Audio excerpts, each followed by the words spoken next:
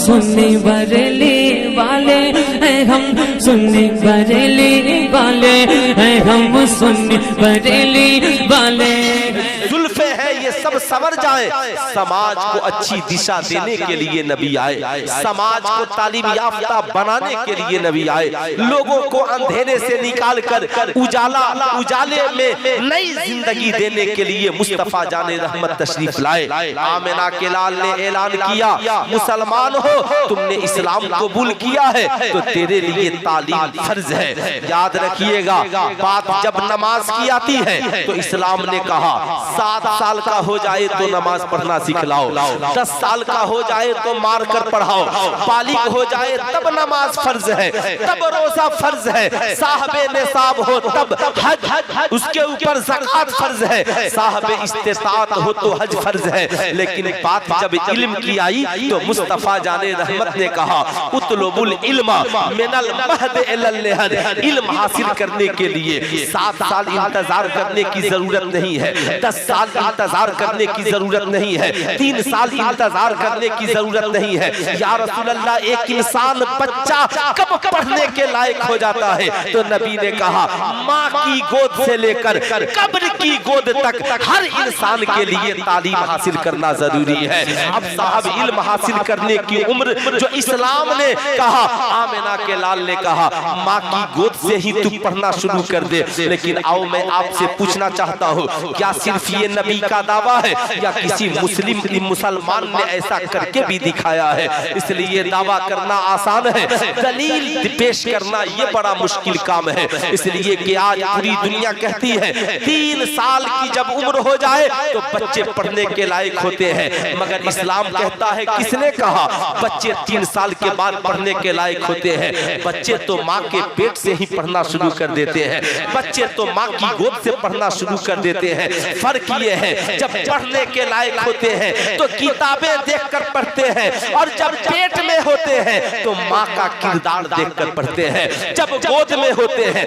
बाप का कैरेक्टर देखकर पढ़ते हैं, जब घर में होते हैं घर वालों का किरदार देखकर पढ़ते हैं। पता क्या चला, स्कूल अच्छे स्कूल तलाशने वालों, अच्छे मदरसों को तलाशने वालों, अच्छे कॉलेजों को तलाशने वालों, अच्छे कॉलेजों को बाद में तलाशना, बच्चों को अच्छा बनाना है तो अपनी माँ को अच्छा बना लेना, अपनी गोद को अच्छा बना लेना, अपने घर को अच्छा बना लेना, अपने घर के माहौल को अच्छा बना लेना। यही वजह है आज पूरी दुनिया की पढ़ी लिखी महिलाएं टीवी पे बैठकर, सोशल मीडिया पे बैठकर, प्रिंट मीडिया में बैठकर इस्लाम पर हमला आवर हो रही है। इस्लाम ने बड़ा जुल्म किया है, औरतों को पर्दे में रख दिया है, औरतों को पाबंदी में रख दिया है।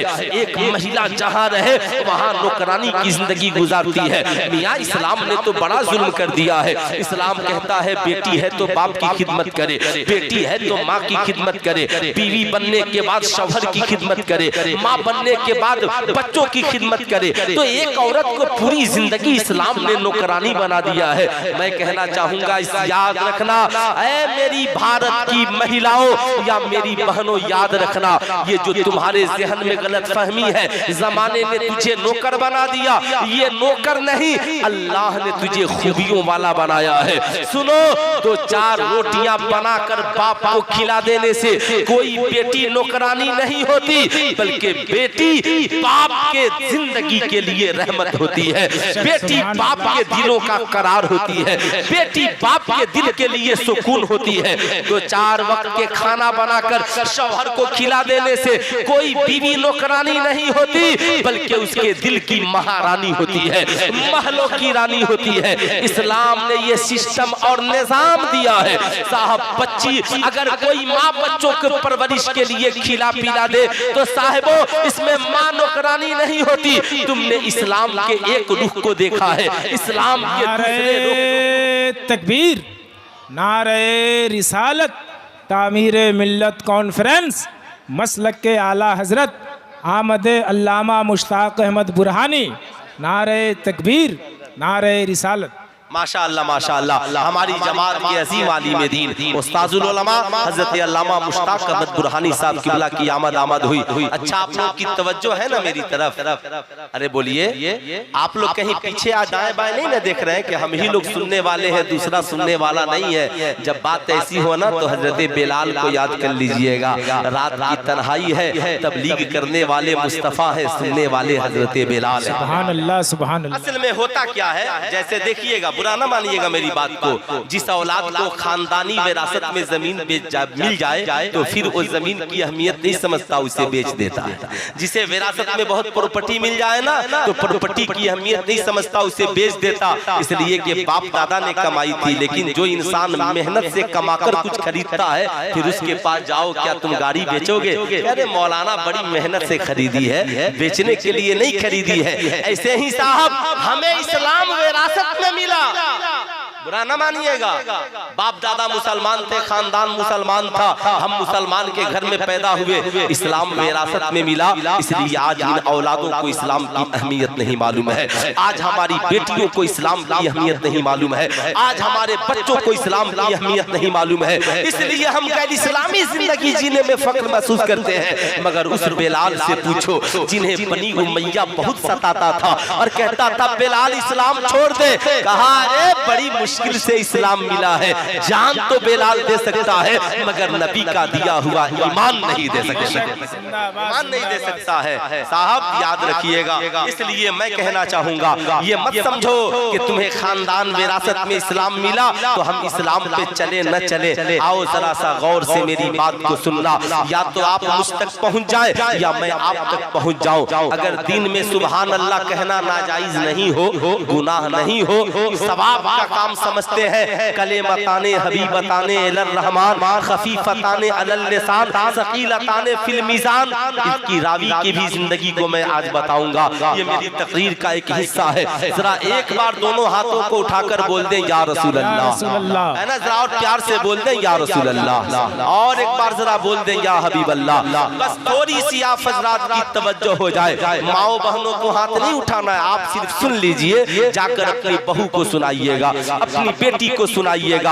आज जो सारी तुमने इस्लाम के एक रुख को देखा है, लेकिन इस्लाम के दूसरे रुख को नहीं देखा।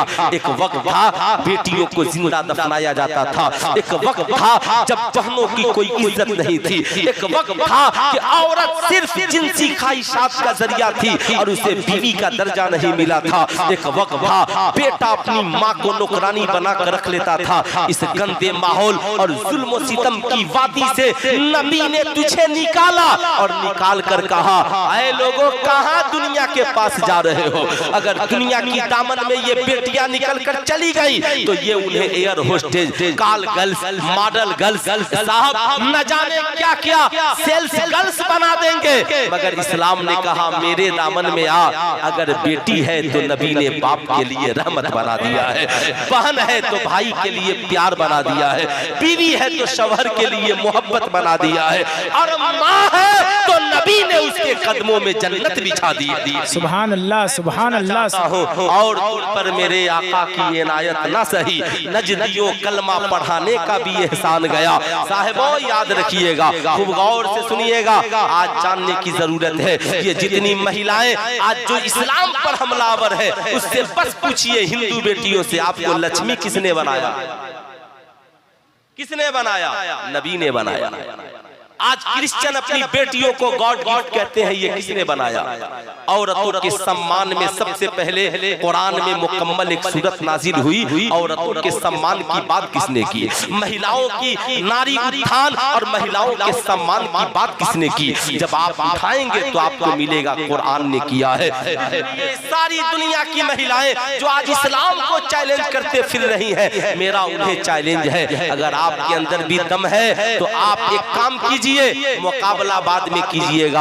आप 9 माह में एक बच्चे को अपने पेट में ही पढ़ा लिखा कर दुनिया में जन्म दीजिए। मैं आपको डॉक्टर बनाने के लिए नहीं कहता, इंजीनियर बनाने के लिए नहीं कहता, कम से कम क से ज्ञ तक 1 से 100 तक ही पेट में सिखला दीजिए। मेरा चैलेंज नहीं हो पाएगा। महिलाएं कहेंगी मौलाना क्या बेवकूफी की बात करते हो? 9 माह बच्चा पेट में खून पीता है, 2 साल दूध पीता है, 3 साल में पढ़ने के लायक होता है, 10-12 साल में पढ़ लिख कर मैट्रिक पास करता है, 20-25 साल में इंजीनियर डॉक्टर बनता है। 9 माह में पेट में कोई पढ़ा है क्या? मैंने कहा यही तो फर्क है। नबी ने दावा किया और सरकार गौसे आज़म की माँ सैयदा फातिमा उम्मुल खैर ने दलील बनकर दिखाया।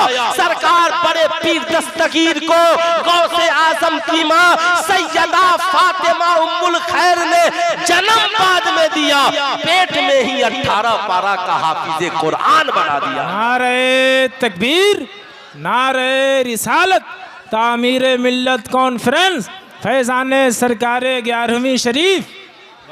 इसलिए इस्लाम कहता है कि अगर तुम माँ हो तो जब तेरा बच्चा पेट में आए ना, किरदार को अच्छा बना लेना, कैरेक्टर को अच्छा बना लेना। तुम बाप हो तो बीवी को रिज़्क़े हलाल खिलाना ताकि तेरे बच्चे की परवरिश पेट में रिज़्क़े हलाल से हो, ताकि उसका असर अच्छा हो। आज हम हलाल भूल चुके हैं, आज हमने हराम को भुला दिया है। हलाल क्या है, हराम क्या है। लेकिन आइए जरा सुनिएगा, जिस इंसान ने सबसे पहले तालीम को फर्ज करार दिया उस इंसान को मुस्तफा जाने रहमत कहते हैं। नबी करीम सल्लल्लाहु अलैहि वसल्लम ने फरमाया, इस्लाम कबूल किए हो, अमीर हो या गरीब हो, काले हो या गोरे हो, हबश के रहने वाले हो या फारस के रहने वाले हो, मर्द हो या औरत हो, बच्चे हो या बूढ़े हो, तेरे लिए जरूरी है तुम तालीम हासिल करो। या रसूल अल्लाह कहाँ पर हासिल करे? आका ने सुफ़ा एक चबूतरा बनवा दिया और असहाबे सुफ़ा को बैठा दिया, कहा सब पढ़ने के लिए आने लगे। अब साहब पढ़ने वाले भी आ गए, लेकिन पढ़ाई हो तो क्या हो? क्या कोई सिलेबस मौजूद था?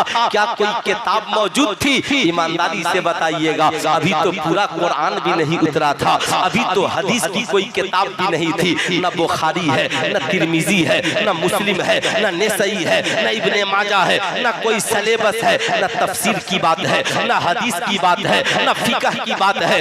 पढ़ने वाले अबू बकर सिद्दीक से लेकर हजरत अबी हुरैरा तक जमा हो गए। आका जी हम पढ़ने के लिए आए हैं, मगर पढ़े तो क्या पढ़े? अल्लामा हशमत साहब कहेंगे, सुल्तान नजाब पढ़ने का तरीका ये था सहाबा का। सहाबा चबूतरे पे बैठ जाते और आका करीम को देखते, आका जब बोलते तो लिख कर पढ़ लेते और आका जब खामोश होते तो सहाबा उन्हें देख कर पढ़ लेते थे। याद रखिएगा, नबी ने जो किया सहाबा ने लिख लिया, हमें ये करना है। नबी ने जो हुक्म दिया सहाबा ने उसे भी लिख लिया, हमें ये करना है। लेकिन आइए मैं आपको बताना चाहूंगा, क्या उनके पास लिखने के लिए कॉपी मौजूद था? क्या उनके पास लिखने के लिए कलम का वजूद था? आप ईमानदारी से बताइएगा, न कॉपी उनके पास है, न कलम उनके पास है क्या? सहाबा लिखने के लिए आ गए हैं, वही का नुज़ूल हो रहा है। लिखे तो किस पर लिखे? कोई पत्थर लेकर आया है,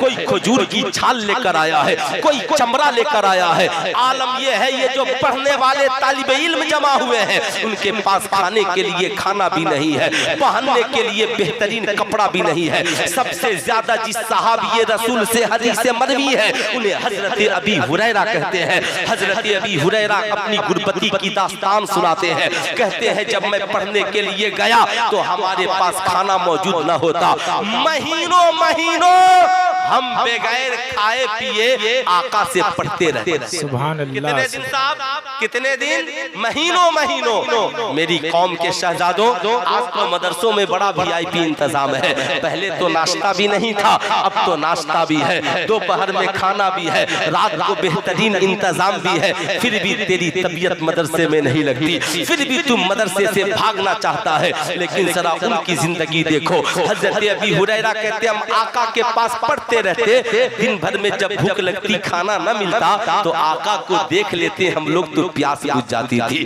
भूख का एहसास खत्म हो जाता था। हफ्तों बाद कोई आका को दावत करता तो उसी में हम लोग भी खा लेते, कोई तोहफा लाता तो उसी से हमें भी खाना मैसर आ जाता। लेकिन आओ आओ जरा सा, तुमने तो बहुत सारी चीजें अल्लाह ने तुझे अता की, अगर इस दौर में भी हमारी औलादें न पढ़े तो इससे बड़ी कम नसीबी की बात और कुछ नहीं हो सकती है, इससे बड़ी बदनसीबी की बात और क्या हो सकती है। लेकिन आओ मैं तुझे बताना चाहूंगा, हजरत अबी हुरैरा कहते हैं कि मैं एक बार महीनों से भूखे था, अल्लाह अल्लाह भूख का ये आलम था कि अब अगर खाना न खाता तो जिस्म से रूह निकल जाती। हजरत अबी हुरैरा कहते हैं भूख की शिद्दत की वजह से मैं मस्जिद नबवी शरीफ के दरवाजे पे जाकर बैठ गया। कोई आएगा, मेरी गुफ्तगू होगी, मेरे भूखे लबो लहजे को देखेगा, मुझे खाना खिला देगा। हजरत अबी हुरैरा मस्जिद नबवी शरीफ के दरवाजे पर है। अबू बकर सिद्दीक चले आ रहे हैं, सलाम किया, एक मसला पूछा, उन्होंने सलाम का जवाब दिया, मसला बता दिया, आगे निकल गए। हजरत अबी हुरैरा कहते हैं मैंने जो सवाल पूछा उसका जवाब तो मिल गया, मगर जो पेट का मसला था ये हल नहीं, जो पेट का मसला था ये हल नहीं हो पाया।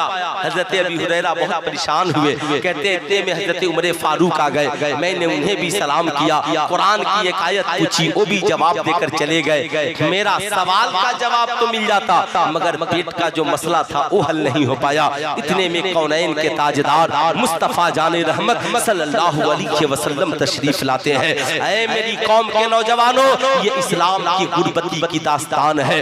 आज तो हमारे खाने के लिए मुर्ग मुसल्लम बिरयानी सारी चीजें मौजूद है। ऐ मेरी कौम के नौजवान लड़के लड़कियों, सोचो तेरा बाप अगर तू कोटा पढ़ता है, दिल्ली पढ़ता है, मुंबई पढ़ता है, राजस्थान पढ़ता है, मदरसे या कॉलेज में पढ़ता है, महीना लगने से पहले तेरा बाप तेरे अकाउंट में पैसा डाल देता है, वरना तू वहां से वापिस चला आता है। अगर तुझे वक्त पे तेरी माँ लंच बनाकर न दे तो तू उस दिन स्कूल नहीं जाता है। लेकिन आज खाने के बाद, VIP कमरे में रहने के बाद, एयर कंडीशन में पढ़ने के बाद आज हम अच्छे डॉक्टर नहीं बन पाए, आज हम अच्छे आलिम नहीं बन पाए, आज हम अच्छे इंजीनियर नहीं बन पाए, आज हम अच्छे प्रोफेसर नहीं बन पाए, आज हम बेहतरीन हाफिज़े कुरान नहीं बन पाए। मगर आओ जिनकी जिंदगी में खाना नहीं है, जरा उनके भी इल्म का मेयार देखो। जिनकी जिंदगी में रहने के लिए बिल्डिंगें नहीं है, उनकी भी जरा इल्म का मेयार देखो। जिनके पास सोने के लिए बिस्तर नहीं है,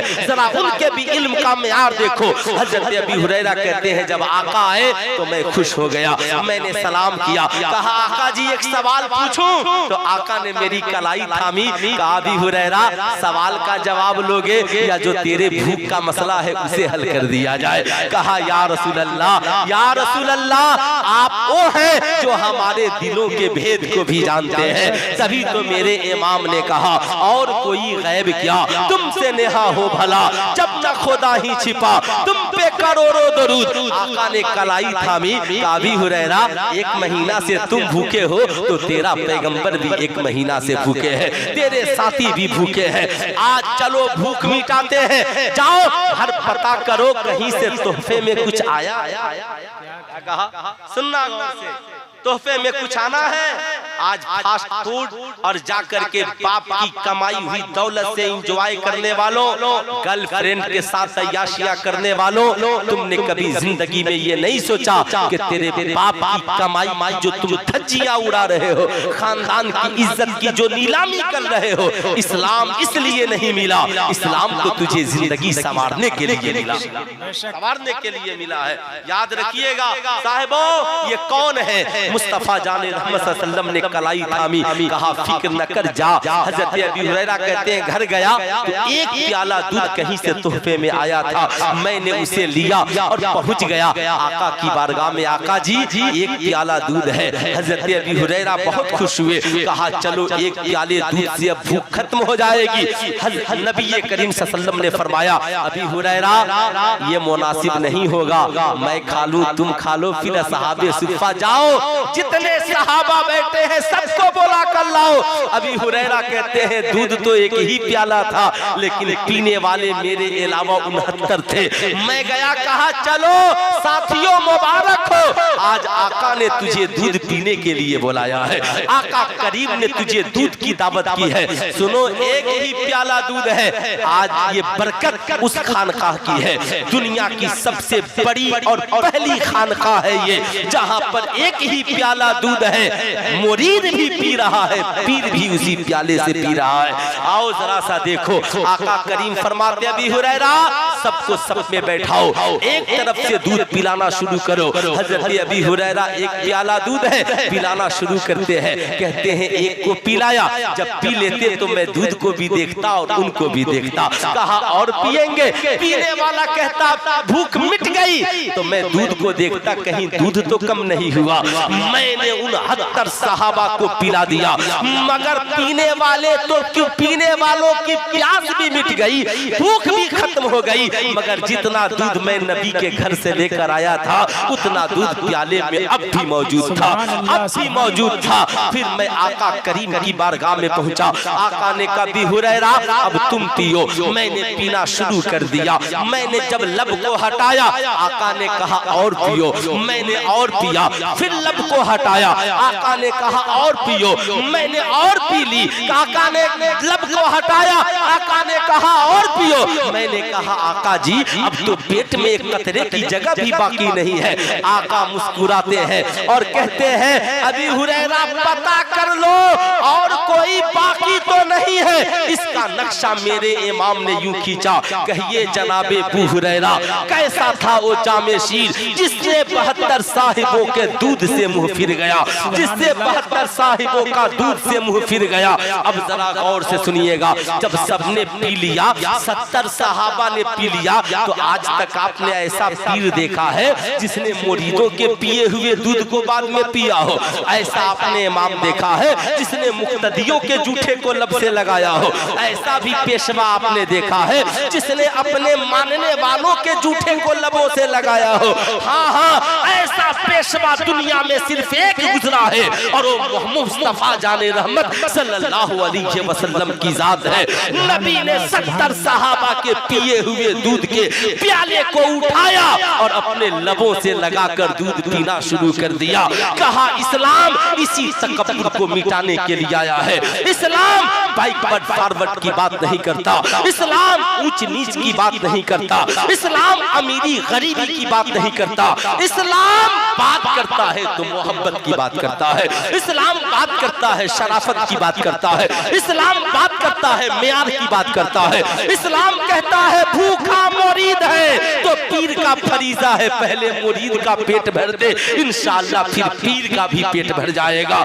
अब जरा गौर से सुनिएगा, साहब वो सहाबा जिनके पास खाने के लिए महीनों खाना नहीं, वो सहाबा जिनके पास पढ़ने के लिए कोई किताब नहीं, वो सहाबा जिनके पास लिखने के लिए कलम नहीं, वो सहाबा जिनके पास कुरान की आयतों को नोट करने के लिए कापी नहीं, वो सहाबाए कराम महीनों भूखे प्यासे रहकर मुकम्मल कुरान पत्थरों पर लिखकर, खजूरों पर लिखकर, खजूर की छालों पर लिखकर, चमड़े पे लिखकर मुकम्मल कुरान भी हम तक पहुंचा दिया, मुकम्मल हदीसें भी हम तक पहुंचा दी। सहाबा ने नबी की मुकम्मल जिंदगी हम तक पहुंचा दी। कसम खुदा की भूखे प्यासे रहकर जब सुफ़ा जैसे दारुल उलूम से पढ़कर निकले तो कोई अबू बकर सिद्दीक बना, कोई फारूक आजम बना, कोई उस्मान गनी बना, कोई इल्म का दरवाजा बाबुल इल्म मौला अली बन गए। सुल्तान रजा कहना चाहेगा आज खा पी कर सारे पढ़ने वाले उसे एक इल्म वाले का मुकाबला नहीं कर सकते, नहीं कर सकते। इसलिए आज के जलसे से पैगाम लेकर जाइए, ये पैगाम लेकर कि हम भूखे रहेंगे मगर तालीम हासिल करना बंद नहीं। कितने नौजवान हैं जो भूखे रहकर भी पढ़ेंगे? जरा हाथ उठाइए तो कितने नौजवान हैं, जरा हाथ उठाइए। सिर्फ नौजवान उठाएंगे, माशाअल्लाह माशाअल्लाह। ऐ नौजवानों, आज के जलसे से ये वादा करके जाओ, याद रखना भूख तालीम की राह में आड़ ना आए। बड़े बड़ी दस्तगीर तो महीनों भूखे रहते थे, आज तुमने बहाना बना लिया। मदरसों में खाना अच्छा नहीं मिलता, मदरसों में रूम अच्छा नहीं है, मदरसों में कमरा अच्छा नहीं है, अरे सब अच्छा नहीं है, मगर जिस कुरान को तुम पढ़ रहे हो उस कुरान से बेहतर दुनिया में कोई किताब नहीं। बेशक हक है। नारे तकबीर, नारे रिसालत, मजहब इस्लाम।